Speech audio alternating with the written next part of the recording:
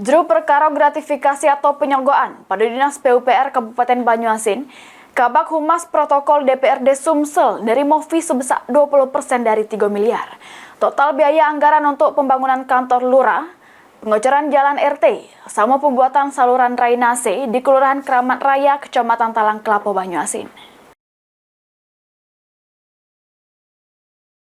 Juru perkara gratifikasi atau penyogokan pada Dinas Pekerjaan Umum sama Perumahan Rakyat PUPR Kabupaten Banyuasin dalam kegiatan pembangunan kantor lurah, pengecoran jalan RT, sama pembuatan saluran drainase di Kelurahan Keramat Raya, Kecamatan Talang Kelapa, Banyuasin, yang melibat ketiga tersangka Apriansa, Kepala Dinas PUPR Kabupaten Banyuasin, Ari Marta, Kepala Bagian Humas dan Protokol Setwan DPRD Provinsi Sumsel, sama Wisnu Andrio Fatra, Wakil Direktur CVHK yang jadi pengembangan proyek.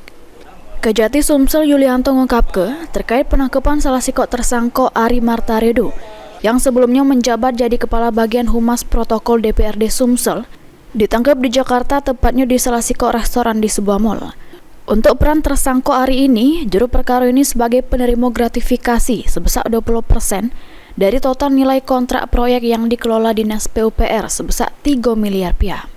ARM itu menerima aliran dana sebesar 20% dari nilai kontrak pekerjaan.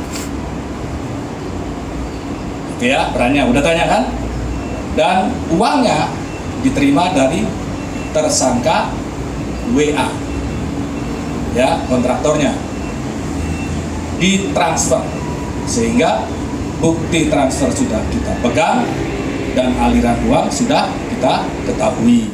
Selanjutnya Ari Marta bersama dua tersangka lainnya dibawa ke Rutan Pak Job Lembang untuk dilakukan penahanan selama 20 hari ke depan. Heru Wahyudi, PAL TV.